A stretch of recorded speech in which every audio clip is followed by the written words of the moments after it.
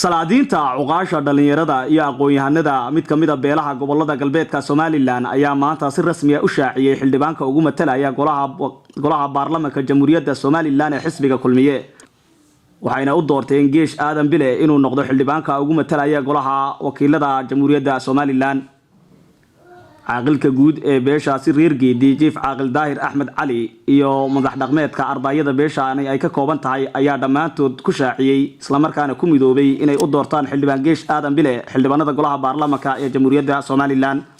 ولا لها يو وحنو فردنين لباتن عشاء 8 عشاء وحنو فردنين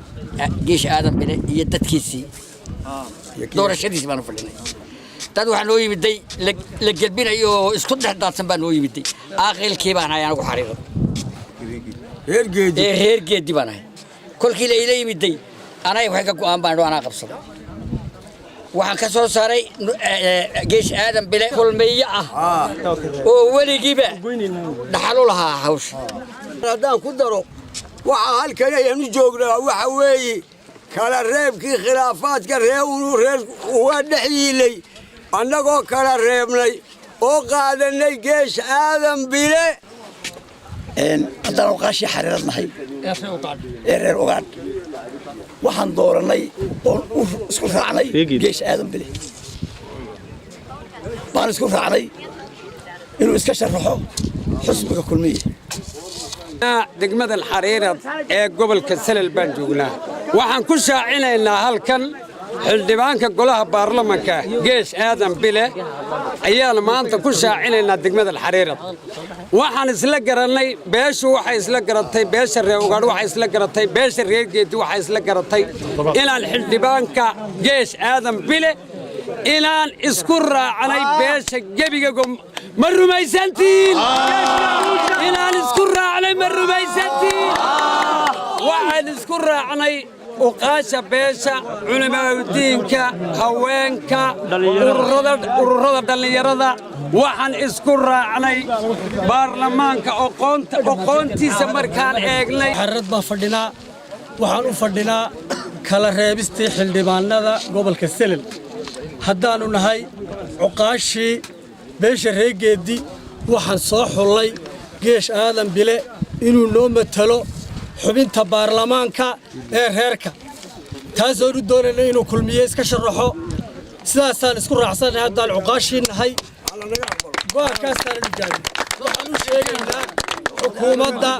iyo inta ay khusayso xisbiyada qaranka waxaan u sheegaynaa reerka inuu noo matalo Geesh Aadan Bile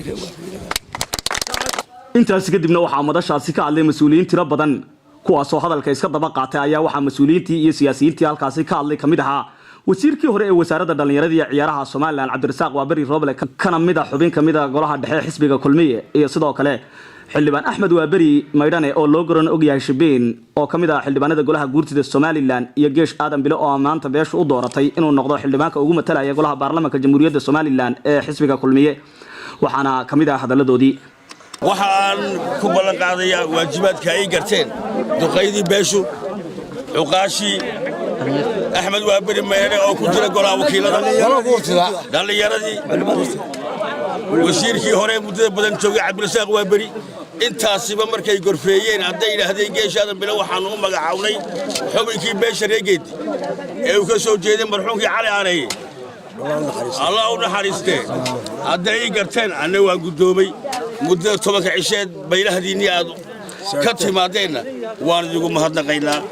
وهذا الكون وينو دنبيدونا والسلام عليكم ورحمة الله وبركاته. سي الله صاروا مرشحي ومثلي لها باش هالكن طالع مرشح وقلنا نقول له حزب كلمية أيا نقول نمي هالكن ومقالة حريرة غيرك هالكن ياللي وريك يدير غيرك الله ينعمه وريركي دورشدي هوري كل كي اللي بنادي عيسو عيسو ده حسيلين وريركي نجي سقف صناي نجي عالج عريل لورني إذا أنا قلنا كي يكون الله صباحينا وأنا كوي الله صباحي هالكن مركي الله فريستي